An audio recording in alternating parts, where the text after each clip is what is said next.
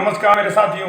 बच्चों, इसी के क्रम में बच्चों मैं एक नया वीडियो आपके सामने लाने वाला हूं, जिसमें बच्चों मैं ओम्स लॉ का प्रूफ करने वाला हूं बच्चों, वो भी किस मेथड से, ग्राफ मेथड से। बच्चों इतना इंटरेस्टिंग टॉपिक होने वाला है बच्चों, इसको इसी वीडियो के साथ बने रहिएगा और बच्चों देखिएगा कि रियली आपको मज़ा आने वाला है।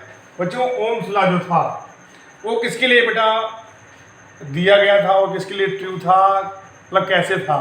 देखो ओम्स लॉ जो थे, साइंटिस्ट थे जॉर्ज साइमन ओम, उन्होंने इस ओम्स लॉ को कन्वे किया था। और ये जो ओम्स लॉ है, ये जितने भी कंडक्टर हमारे मेटल्स के बने होते हैं, किसके बने होते हैं? मेटल्स के, या मेटल्स का जो मिक्सचर होता है उसके भी बने होते हैं, उनके लिए फॉलो करता है। बस वो कंडक्टर्स मेटल्स के होने चाहिए और स्ट्रेट होने चाहिए, सीधे कंडक्टर होने चाहिए। तो स्ट्रेट एंड मेटालिक कंडक्टर्स के लिए ओम्स लॉ फॉलो करता है। इसमें कहा क्या गया कि इनके अकॉर्डिंग ओम ने ये बताया कि अगर किसी भी कंडक्टर के एंड पर हम कोई भी पोटेंशियल डिफरेंस अप्लाई करेंगे बच्चों, तो बच्चों क्या होगा, उसमें करंट फ्लो होना स्टार्ट हो जाएगी। तो बच्चों वहां पर जो करंट बच्चों होगी वो पोटेंशियल डिफरेंस पर डिपेंड करेगी। उन्होंने कहा कि अगर पोटेंशियल डिफरेंस कम होगा तो करंट भी क्या हो जाएगी, कम हो जाएगी।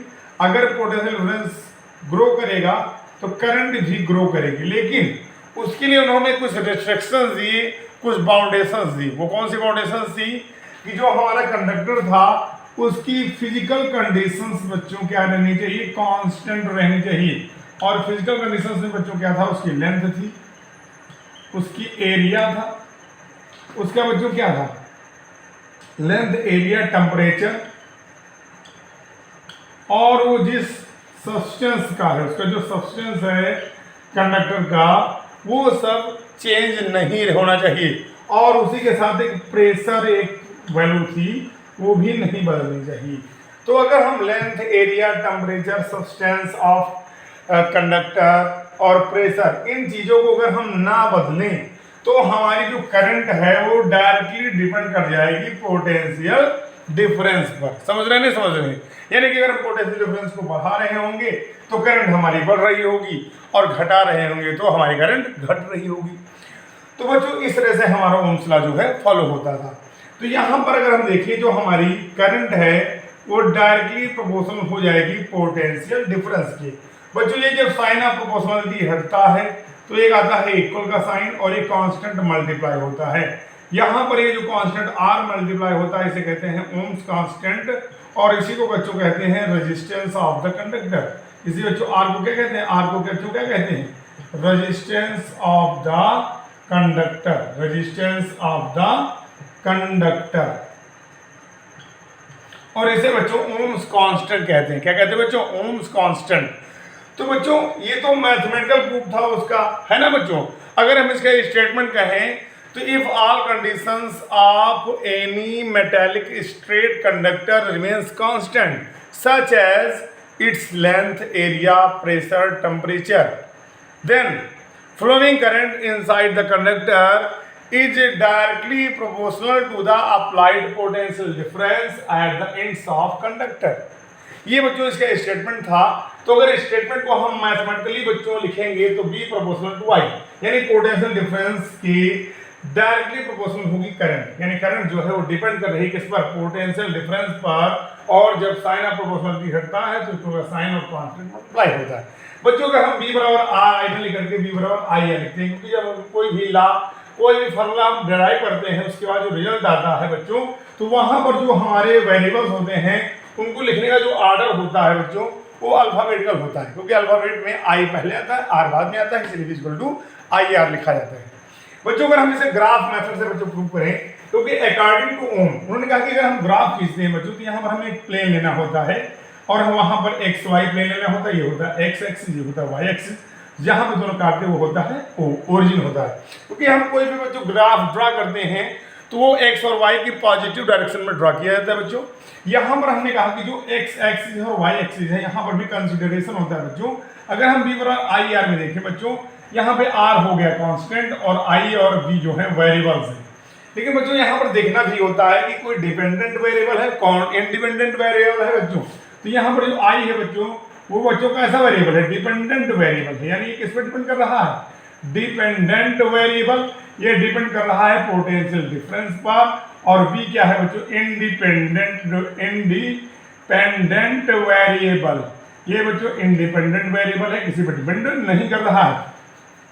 जैसे कि अगर 9th में देखा जाए, 9th में आपने मोशन के ग्राफ पढ़े होंगे, तो वहां पे टाइम जो था वो इंडिपेंडेंट वेरिएबल था। तो जितने भी इंडिपेंडेंट वेरिएबल होते हैं वो एक्स एक्सिस पे माने जाते हैं, और जितने भी डिपेंडेंट वेरिएबल होते हैं वो वाई एक्सिस पे माने जाते हैं। आई जो होगा वो वाई एक्सिस पे माना जाएगा। और जो ओमिक सर्किट होते हैं जिनमें ओम्स लॉ फॉलो होता है, तो अगर हम पोटेंशियल डिफरेंस और करंट के बीच ग्राफ खींचेंगे बच्चों, तो वहां पर हमें स्ट्रेट लाइन मिलती है। क्या मिलती है बच्चों, स्ट्रेट लाइन मिलती है। मान लेते हैं हमें कोई स्ट्रेट लाइन बच्चों मिल रही है। बच्चों आप देखो यहाँ पर, बच्चों अगर हम गौर से देखें बच्चों, तो जनरली जो हमारे ओम थे उन्होंने क्या देखा, उन्होंने ये जो फिजिकल कंडीशन हमारी लेंथ थी, एरिया थी, टेम्परेचर, प्रेशर, इसे कांस्टेंट क्यों करना चाहा। उन्होंने इसलिए कांस्टेंट किया ताकि जो करंट पर इफेक्ट आ रहा है वो केवल पोटेंशियल डिफरेंस का ही हो, क्योंकि जनरली ओम करंट पर जो इफेक्ट है, करंट का जो वेरिएशन है, वो पोटेंशियल डिफरेंस के थ्रू देखना चाहते थे। इसीलिए उन्होंने सर्किट की कंडक्टर की फिजिकल कंडीशंस को कांस्टेंट किया था। और फिजिकल कंडीशंस को कांस्टेंट करने का सिर्फ यही मतलब था जिसकी वजह से उसका कंडक्टेंस जो है वो क्या हो, इफेक्टेड ना हो जाए। उसका जो कंडक्टेंस है, उसकी जो कंडक्टिविटी है वो क्या रहे, सेम रहे। समझ रहे हैं, नहीं समझ रहे हैं। अब यहाँ पर बच्चों होगा क्या, यहाँ पर ये जो हमारी स्ट्रेट लाइन है बच्चों, क्योंकि कंडक्टेंस जो है वो डिपेंड करता है रेजिस्टेंस पर, और बच्चों जो कंडक्टेंस होता है बच्चों वो रेजिस्टेंस का क्या होता है, रेसिप्रोकल होता है। यानी reciprocal of resistance, reciprocal of resistance is called conductance. इसका कंडक्टेंस यानी अगर रेजिस्टेंस का R हो गया तो जो कंडक्टेंस होगा बच्चों वो 1/R। और बच्चों जो ओम रेजिस्टेंस होता है इसकी यूनिट क्या होती है, ओम होती है। तो इसकी बच्चों क्या होती है, यूनिट मोहो हो जाती है, mho R ohm inverse, mho R ohm inverse. तो ये बच्चों इसकी यूनिट होती है बच्चों। अब हमारी बात समझिएगा, यहाँ पर जो स्ट्रेट लाइन मुझे ग्राफ मिलती है ये बच्चों कंडक्टेंस को डिनोट करती है। इसको डिनोट करती है कंडक्टेंस को, क्योंकि अगर 9th में आपने पढ़ा होगा तो आपने डिस्प्लेसमेंट और टाइम के बीच ग्राफ खींचा होगा।